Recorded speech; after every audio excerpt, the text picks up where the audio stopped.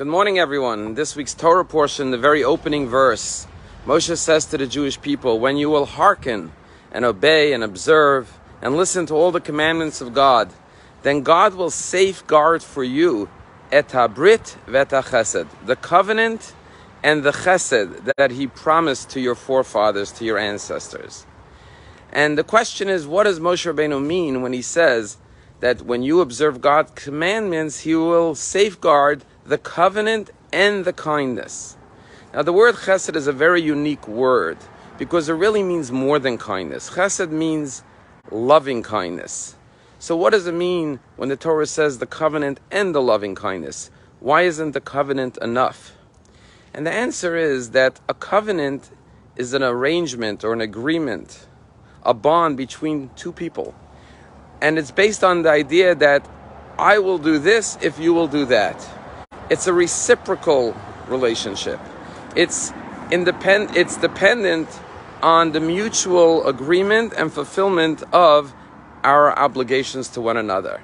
But the question is, what happens if one party does not live up to the obligations of the covenant?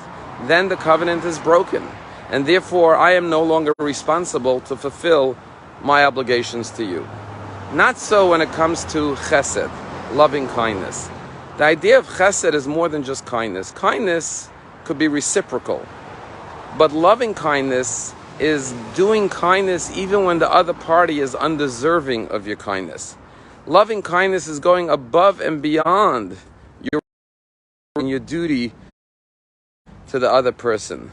Loving kindness is giving more than the other person expects. So when you think about a relationship between a parent and a child, the parent's love and commitment and devotion to the child is not a covenantal one, which is dependent on the actions of the child. Even if the child does not act appropriately to the parent, nonetheless, the parent has chesed. And the parent continues to bestow goodness and kindness upon the child. And this is what I'm to the Jewish people.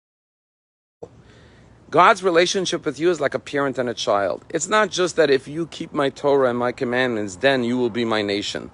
God says my relationship to you is covenantal, but it's also chesed, loving kindness.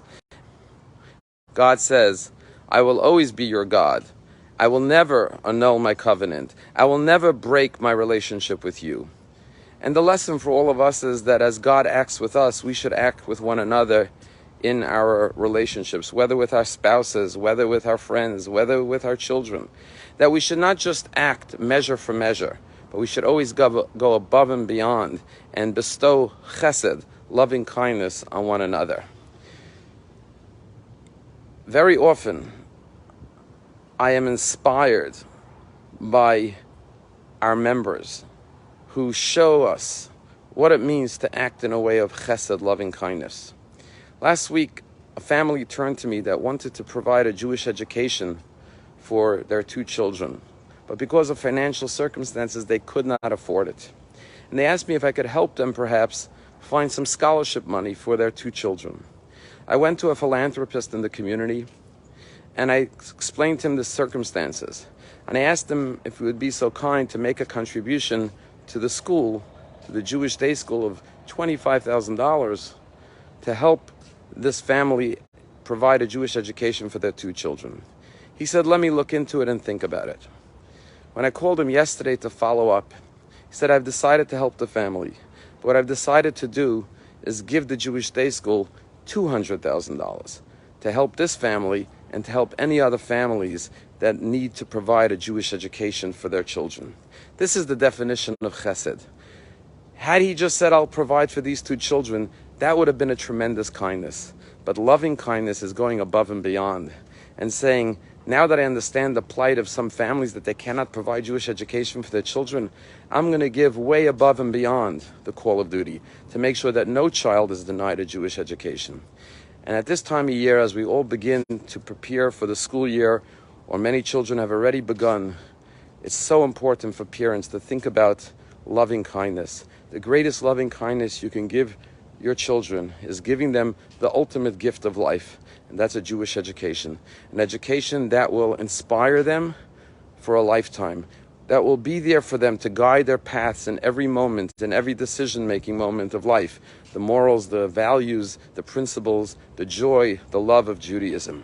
And so, make sure that you have a plan for your children's Jewish education. If you're blessed to send them to a Jewish day school, that's the best. But if you can't provide a full-time Jewish education, our synagogue is always there, with Hebrew school, with Maimonides program, with so many opportunities for teen and youth engagement.